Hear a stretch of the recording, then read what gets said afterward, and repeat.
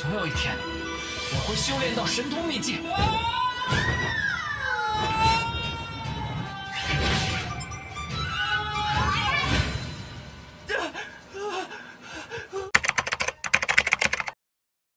Halo guys, welcome back to Voss Movie. Di video kali ini Mimin akan melanjutkan membahas alur cerita Donghua yang berjudul Immortality episode 4. Sebelum melanjutkan Mimin sekali lagi minta maaf karena telat mengupload episode 4-nya karena berhubungan Mimin sedang tidak enak badan. Oke guys, tidak usah lama-lama kita lanjut episode sebelumnya. Fang Han yang ingin dikeroyok oleh Fang Lie dan bawahannya, namun dihentikan oleh seorang gadis yang imut dan berkata kalau gaya nona besar Fang selalu elegan di hadapan orang. Membunuh 8 orang dan 8 bangau demi kalian semua ini, sungguh tidak pantas. Fang Lie mendengar perkataan itu berkata kau gadis pirang dari mana berani mengatakan itu di hadapan orang keluarga Fang. Fang Han pun membelah gadis itu dan berkata kepada Fang Lie kalau tidak puas, hadapi dirinya dan tidak usah mempersusah seorang gadis. Mendengar hal itu gadis imut itu pun tertawa dan berkata dalam hatinya lelaki ini masih lemah begini tapi masih mau melindungiku.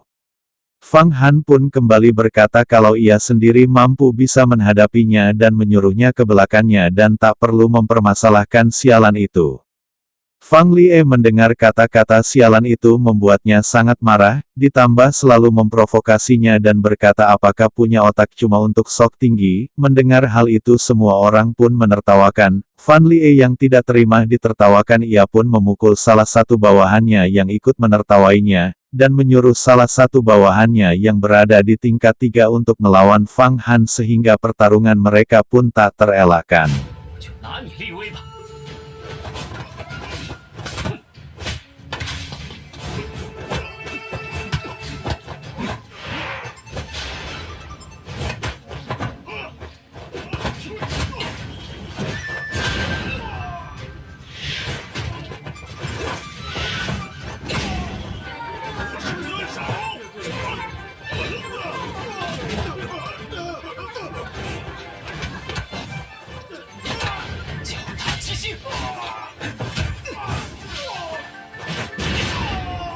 Tak butuh waktu lama Fang Han pun mengalahkan orang itu dan mengancam Fang Lie. Akan tetapi Fang Lie kembali merendahkan Fang Han dan berkata bahwa kau budak sialan bahkan ayahmu adalah budak dan seumur hidup tetaplah budak. Mendengar nama ayahnya dibawa-bawa membuat Fang Han marah dan membantai Fang Lie sambil menginjak kepalanya dan berkata boleh jadi pengemis tetapi jangan menjadi budak, dan mengingatkan kepada semua orang jika kelak kau ingin mengganggu orang agar mengingat kejadian hari ini, lalu melemparkan tubuh Fang Lie. Salah satu bawahan Fang Lie menyarankan untuk menyerang Fang Han bersamaan, akan tetapi Fang Han tidak ingin melukai mereka dan mengatakan bahwa dirinya sudah mencapai di tingkat mistis jika ada yang ingin melawannya pikirkan terlebih dahulu. Mendengar hal itu membuat mereka ketar-ketir dan meminta maaf.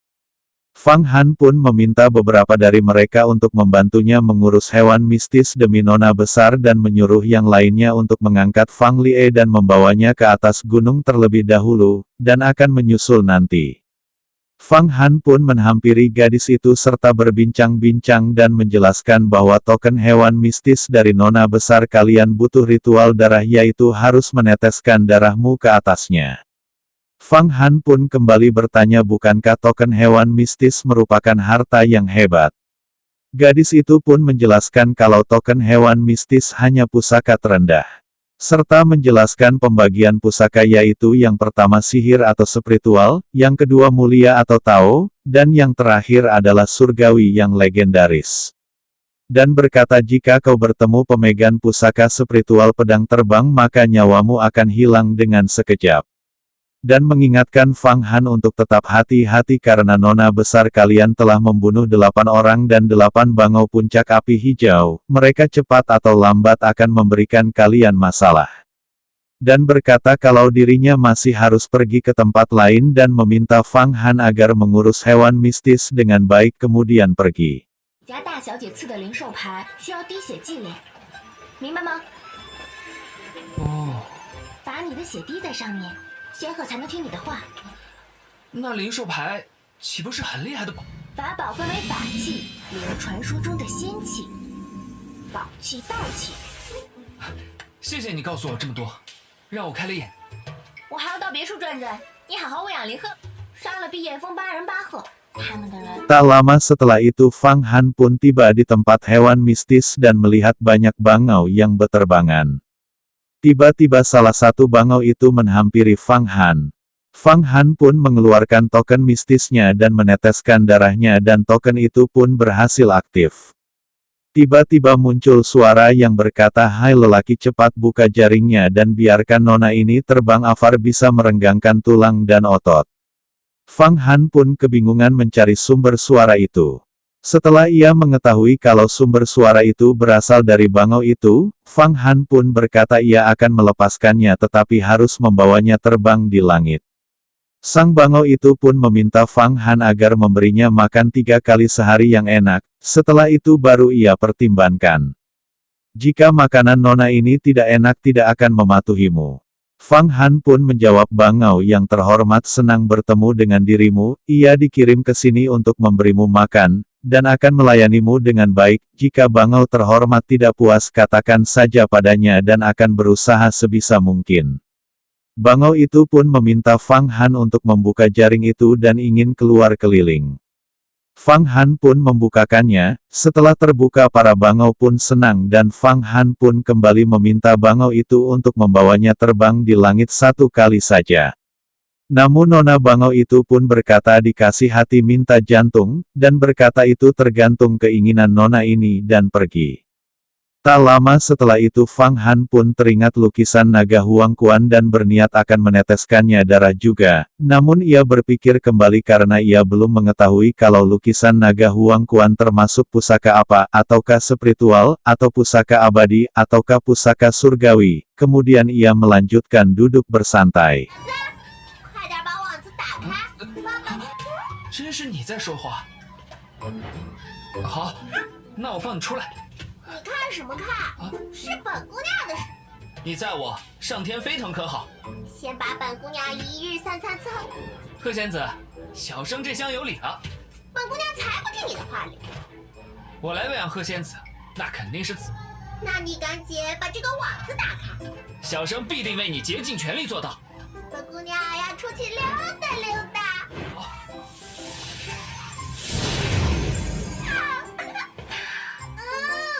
从今以后，我就让他们都帮你得寸进尺。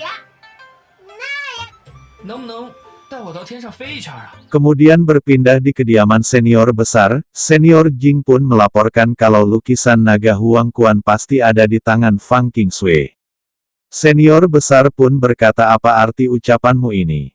Senior Jing pun menjelaskan bahwa ia sudah mencari Bai Haichan di wilayah keluarga Fang selama sebulan lebih, tapi sama sekali tidak melihatnya. Ia menduga kalau pasti dibunuh dan direbut oleh Fang Qingshui. Senior besar pun menjawab ini hanya spekulasi, dalam sebulan kamu cuman melaporkan ini.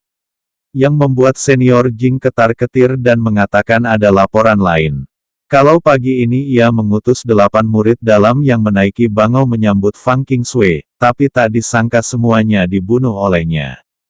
Senior besar pun menjawab yang ia ketahui masalah ini karena kamu yang tidak sopan dahulu. Namun senior Jin ingin membela dirinya namun senior besar mengatakan sudahlah, kali ini kerugianmu tidak kecil kau bisa mengambil beberapa orangnya nanti. Senior Jing pun pergi dengan hati yang kesal. 那蛟伏黄泉图必定在风清雪身上。我在方家地界搜寻白海禅1月有余，却未见其人。1个月里，你就做了这点事？我派出8名内门弟子驾鹤迎接方清雪，但方清雪却藐视仙门规矩。